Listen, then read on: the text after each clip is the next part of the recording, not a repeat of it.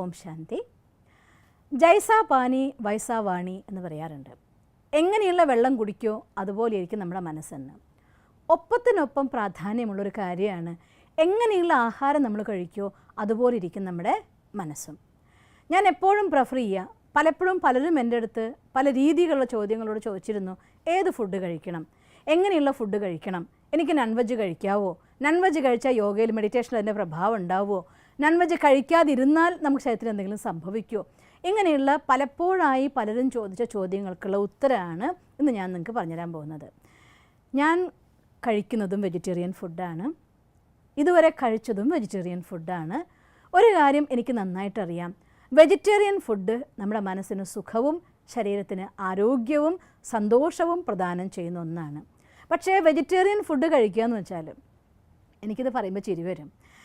മീൻ വാങ്ങിക്കാൻ വേണ്ടിയിട്ട് ആ മീനിൻ്റെ കഷ്ണം വാങ്ങാൻ വേണ്ടി എത്ര പൈസ ചിലവാക്കുന്നുണ്ടോ അതിൻ്റെ പകുതി പൈസ ഉണ്ടായാൽ മതിയാവും പച്ചക്കറി വാങ്ങിച്ചു വെക്കാൻ. പക്ഷേ പച്ചക്കറി വാങ്ങേണ്ട കാര്യം വരുമ്പോൾ എല്ലാവരും പൈസയുടെ കണക്കാണ് എൻ്റെ അടുത്ത് പറയാറ്. അതുകൊണ്ട് കുറച്ച് പച്ചക്കറി കഴിക്കുക എന്ന് വെച്ചാൽ അർത്ഥം ചമ്മന്തി കൂട്ടി ചോറുണ്ണുകയെന്നും ഏതോട്ട് വെച്ച് തിളപ്പിച്ച വെള്ളം കൊണ്ട് കഴിക്കാമെന്നും അല്ല. പച്ചക്കറി കഴിക്കുക എന്ന് വെച്ചാൽ അർത്ഥം പച്ചക്കറി എത്ര നമ്മൾ കഴിക്കുന്നു അത്ര നല്ലതാണ്. അതുകൊണ്ട് ആഹാരത്തിൽ നമ്മൾ കഴിക്കുന്നതിൽ വെജിറ്റബിൾസിൻ്റെ ക്വാണ്ടിറ്റി കൂട്ടിയിട്ട് ചോറിൻ്റെ അളവ് കുറച്ചാൽ എന്നാലും കുഴപ്പമില്ല. അല്ലെങ്കിൽ ചോറും പച്ചക്കറിയും ഈക്വൽ ക്വാണ്ടിറ്റി ആയാലും കുഴപ്പമില്ല. അധികം ചോറും കുറച്ച് പച്ചക്കറി ആകുമ്പോഴാണ് ശരീരത്തിന് ആവശ്യമുള്ളതായിട്ടുള്ള പോഷകങ്ങൾ കിട്ടാതെ പോകുന്നത്. അതുകൊണ്ട് ഇലക്കറികളും പച്ചക്കറികളും മുളപ്പിച്ചതായിരിക്കുന്ന ധാന്യങ്ങൾ, പയറുവർഗ്ഗങ്ങൾ ഇതിൻ്റെയൊക്കെ തന്നെ ഒരു സമീകൃതമായിരിക്കുന്ന രീതിയിൽ കഴിക്കുകയാണെങ്കിൽ, എത്രയാ സമീകൃതം എന്നൊന്നും എന്നോട് ചോദിക്കല്ലേ, നിങ്ങൾക്ക് ഇഷ്ടം പോലെ അതിനുള്ള ക്ലാസ്സുകൾ കിട്ടാനുണ്ട്, ഡോക്ടേഴ്സിൻ്റെ ക്ലാസ് ഉണ്ട്. ഞാൻ പറയുന്നത് എപ്പോഴും എല്ലാവരുടെ ശരീരം ഒരുപോലെയല്ല. എൻ്റെ ശരീരത്തിന് സെറ്റായ രീതിയിൽ പച്ചക്കറി കഴിക്കുകയും കാര്യങ്ങളൊക്കെ ഞാൻ ചെയ്യുന്നുണ്ട്. നിങ്ങൾക്ക് നിങ്ങളുടെ ശരീരത്തിനാവുന്ന രീതിയിൽ ഏതെങ്കിലും ഒരു ഡയറ്റീഷ്യനെയോ ഒരു ഡോക്ടറെയോ കണ്ടാൽ നിങ്ങൾക്കുള്ള കൺസൾട്ടൻസി കിട്ടുന്നതേ ഉള്ളൂ. അതുകൊണ്ട് വെജിറ്റേറിയൻ ഫുഡ് കൊണ്ട് ഒരാൾക്കും തൻ്റെ മെലിഞ്ഞൊട്ടി കഷ്ടപ്പെടുന്നു വിചാരിക്കേണ്ട. പലരും അതും പേടിക്കും. നിങ്ങളുടെ മുന്നിൽ നിൽക്കുന്ന എന്നെ കണ്ടാൽ നിങ്ങൾക്ക് മനസ്സിലാക്കാവുന്ന കാര്യമേ ഉള്ളൂ, ഇന്ന് വരെ വെജിറ്റേറിയൻ ഫുഡ് അല്ലാണ്ട് ഒന്നും ഞാൻ കഴിച്ചിട്ടില്ല. മെലിയാൻ ഞാൻ നന്നായി പരിശ്രമിച്ചാൽ പോലും മെലിയാതിരിക്കുന്ന അനുഭവമാണ് എനിക്ക്. അതുകൊണ്ട് പച്ചക്കറി കഴിച്ചാൽ മെലിഞ്ഞു പോകുമോ എന്ന് പേടിക്കേണ്ട. അത് പേടിക്കുന്നവർക്ക് വേണ്ടി ഞാൻ പറഞ്ഞുതരികയാണ്. രണ്ടാമത് ഫിസിക്കൽ പവറിനെ കുറിച്ചാണെങ്കിൽ, പുലർച്ചെ 3:30 മുതൽ രാത്രി 11 മണി വരെ വേണമെങ്കിലും പ്രവർത്തിക്കാനുള്ള ഊർജ്ജം ഈ ആഹാരവും എൻ്റെ തോട്ട്സും കൊണ്ട് എനിക്ക് ഇഷ്ടം പോലെ കിട്ടുന്നുണ്ട്. എൻ്റെ അനുഭവത്തിൻ്റെ ആധാരത്തിൽ ഞാൻ പറയുകയാണ്, വെജിറ്റേറിയൻ ഫുഡ് കഴിച്ചതുകൊണ്ട് സ്ട്രെങ്ത്തിന് യാതൊരു കുറവും നിങ്ങൾക്ക് സംഭവിക്കില്ല. പക്ഷേ ഒറ്റ കണ്ടീഷൻ, കഴിക്കണം. അല്ലാണ്ട് ഏതെങ്കിലും ചമ്മന്തി കൂട്ടിയിട്ടോ ചാറ് കൂട്ടിയിട്ടോ തൊട്ട് കൂട്ടി കഴിച്ചിട്ടുണ്ട് എന്ന് വരുത്തരുത്. കഴിക്കണം. വെജിറ്റബിൾസ്, ഫ്രൂട്ട്സും വെജിറ്റബിൾസ് നമുക്ക് വേണ്ടി ഉണ്ടാക്കിയതാണ്. അതുകൊണ്ട് അതിന് ഡിവൈൻ കിച്ചൺ എന്നാണ് പറയുക. എന്താ ഡിവൈൻ കിച്ചൺ എന്നറിയോ? ഈശ്വരൻ തന്നെ നേരിട്ട് പാചകം ചെയ്തു തരുന്നതായിട്ടുള്ള ഫുഡ്.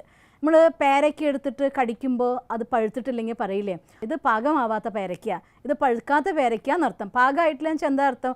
പഴുത്തിട്ടില്ല എന്നർത്ഥം. പഴുത്ത പേരയ്ക്കാണെങ്കിൽ ഇത് ശരിക്കും പഴുത്തു, ഇത് കഴിക്കാൻ പാകമായ പേരയ്ക്ക എന്ന് പറയും. എന്നുവെച്ചാൽ എന്താ അർത്ഥം? ആരാ പാചകം ചെയ്തത്?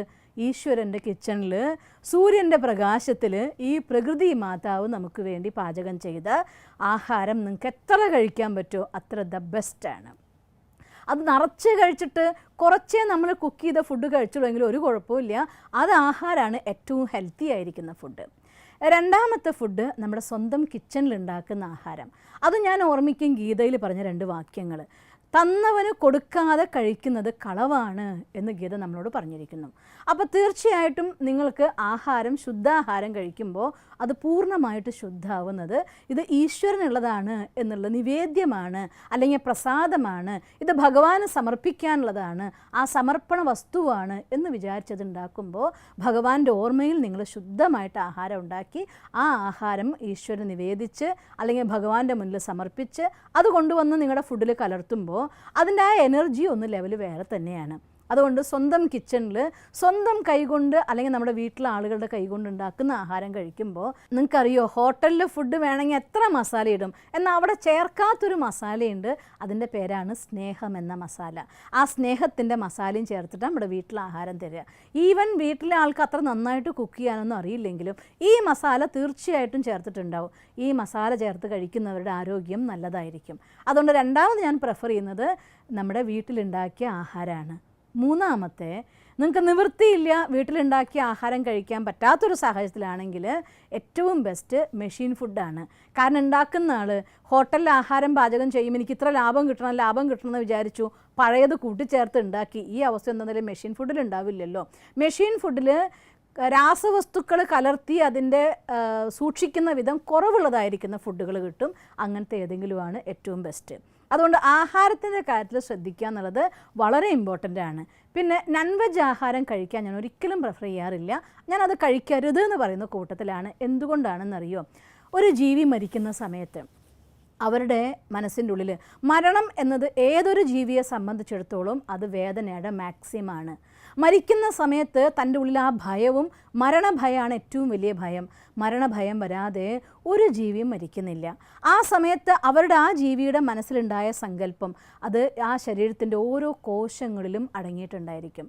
അത് കഴിക്കുമ്പോൾ അറിയാതെ നമ്മളുള്ളിലേക്ക് നമ്മൾ ഭയത്തിന് ആകർഷിച്ച് വലിച്ചെടുക്കുന്ന ഒരു സിസ്റ്റമാണ് നോൺ വെജ് ഫുഡ് കഴിക്കുന്നത്. പിന്നെ ഒരു ഉറുമ്പിനു പോലും ജീവൻ കൊടുക്കാൻ കഴിയില്ലെങ്കിൽ അത് എടുക്കാനുള്ള അധികാരം നമുക്കില്ല. കൊടുക്കുന്നവന് മാത്രമേ എടുക്കാനുള്ള അധികാരമുള്ളൂ. പ്രാണൻ കൊടുക്കാൻ നമുക്ക് കഴിയില്ലെങ്കിൽ പ്രാണൻ എടുക്കാനുള്ള അധികാരം നമുക്കില്ല. പിന്നെ മനുഷ്യന് ഭഗവാൻ ദിവ്യ ബുദ്ധി തന്നിരിക്കുന്നത്, നമുക്കറിയോ, നമ്മൾ വല നെയ്തിട്ട് അതെറിഞ്ഞ് മീനെ പിടിച്ച് കുരുക്കി കൊണ്ടുവന്ന് കഴിക്കുമ്പോൾ ജീവിതത്തിൽ സാഹചര്യങ്ങളാകുന്ന വലയിൽ കുരുങ്ങി പിടയ്ക്കാനുള്ളതായിരിക്കുന്ന കർമ്മത്തെ ബുക്ക് ചെയ്യുകയാണ്. For every action there is equal and opposite reaction. അത് മനുഷ്യനോട് ചെയ്താലേ വരൂ, മൃഗത്തിനോട് ചെയ്താൽ വരില്ല എന്ന് എവിടെയും എഴുതിയിട്ടില്ല. അതുകൊണ്ട് ദുഃഖം കൊടുത്താൽ ദുഃഖം കിട്ടും. അതുകൊണ്ട് അത് കഴിക്കാതിരിക്കുക. പിന്നെ നിങ്ങൾക്കറിയാലോ, ഡെഡ് ബോഡി കൊണ്ട് മറവ് ചെയ്യുന്ന സ്ഥലത്ത് നമ്മൾ പറയുക എന്താണെന്നറിയോ? ശ്മശാനം എന്നാണ് പറയുക. അത് എൻ്റെ വയറ്റിലാണ് മറവ് ചെയ്യുന്നതെങ്കിൽ ചിന്തിച്ചു നോക്കൂ, എൻ്റെ വയറ്റിൽ ഞാൻ ഡെഡ് ബോഡി കൊണ്ട് സൂക്ഷിക്കുമ്പോൾ ഞാൻ സ്വയം ഒരു ശ്മശാനമായിട്ട് മാറുകയാണ് ചെയ്യുന്നത്. അതുകൊണ്ട് ഡെഡ് ബോഡി നമ്മളെപ്പോഴും അശുദ്ധമായി കണക്കാക്കുന്ന സാധനമാണ്. അത് മനുഷ്യൻ ചത്താലും ഡെഡ് ബോഡിയാണ്, മൃഗം ചത്താലും ഡെഡ് ബോഡിയാണ്, ഈച്ച ചത്താലും മീൻ ചത്താലും പൂച്ച ചത്താലും ഒക്കെ തന്നെ ഡെഡ് ബോഡിയാണ്. അതുകൊണ്ട് ഡെഡ് ബോഡി എന്നും ഡെഡ് ബോഡി തന്നെയാണ്. അവിടെ ശവം തിന്നുക എന്നുള്ളത് മോശമല്ലേ? അതുകൊണ്ട് അത് നമ്മൾ അശുദ്ധമായ സാധനം കണക്കാക്കുന്നെങ്കിൽ, അതുകൊണ്ട് കത്തിച്ച് കളയുന്നുണ്ടെങ്കിൽ, നമ്മൾ ഒരിക്കലും ഒരു മനുഷ്യൻ എത്ര ഹെൽത്തി ആയിട്ട് മരിച്ചാലും ആ നല്ല ഫ്ലഷി ബോഡി എന്ന് പറഞ്ഞിട്ട് നമ്മളെടുത്ത് ഉപയോഗിക്കാറില്ലല്ലോ. അതുപോലെ എല്ലാ ജീവികളുടെയും ദേഹത്തെ ആദരവോടെ മറവ് ചെയ്തേക്കൂ. അല്ലാതെ അത് നമുക്ക് തിന്നാൻ വേണ്ടി ഉണ്ടാക്കിയിട്ടുള്ളതല്ല. അതുകൊണ്ട് വെജിറ്റേറിയൻ ഫുഡ് നിങ്ങൾക്ക് മനസ്സിനും ശരീരത്തിനും ഒരുപോലെ ഹെൽത്ത് തരും. ഒപ്പം അധികം ഡിവൈൻ കിച്ചൺ, രണ്ടാമത് നിങ്ങളുടെ സ്വന്തം കിച്ചൺ, പറ്റിയില്ലെങ്കിൽ മെഷീൻ കിച്ചൺ, മറ്റുള്ള കിച്ചണുകൾ തേടി പോകുന്നത് എപ്പോഴും അബദ്ധമാണ്. മറ്റുള്ളവരുടെ സങ്കല്പധാര മനസ്സിനുള്ള വല്ലാതെ പ്രഭാവം ഉണ്ടാക്കും. നിങ്ങൾക്ക് ടെൻഷനും ദുഃഖവും ഒക്കെ വർദ്ധിക്കാനുള്ളൊരു കാരണമായിട്ട് മാറും. അതുകൊണ്ട് കഴിയുമെങ്കിൽ, ഞാൻ നിങ്ങളുടെ അടുത്തത് കഴിക്കാവുന്നൊന്നും പറയില്ല, കാരണം സ്വന്തം ജീവിതം എങ്ങനെ വേണം എന്ന് നിശ്ചയിക്കാനുള്ള സ്വാതന്ത്ര്യം എല്ലാ മനുഷ്യന്മാർക്കും ഉണ്ട്. എനിക്ക് എൻ്റെ ജീവിതത്തിൽ സ്വാതന്ത്ര്യമുണ്ട്, നിങ്ങൾക്ക് നിങ്ങളുടെ ജീവിതത്തിൽ സ്വാതന്ത്ര്യമുണ്ട്. ഒരു കാര്യം മാത്രം, കർമ്മം തിരഞ്ഞെടുക്കാനുള്ള സ്വാതന്ത്ര്യം എല്ലാ ജീവാത്മാക്കൾക്കും ഉണ്ട്. കർമ്മഫലം അനുഭവിക്കാനുള്ള ബാധ്യതയും എല്ലാവർക്കും ഉണ്ട്. അതുകൊണ്ട് സ്വാതന്ത്ര്യത്തോടെ തിരഞ്ഞെടുക്കുക, ബാധ്യതയോടെ അനുഭവിക്കുക. അതാണ് പ്രിൻസിപ്പിൾ. അതിനാർക്കും മാറ്റാനാവില്ല. അതുകൊണ്ട് സുഖം കൊടുക്കാൻ നമുക്ക് സുഖമെടുക്കാം. ഓം ശാന്തി.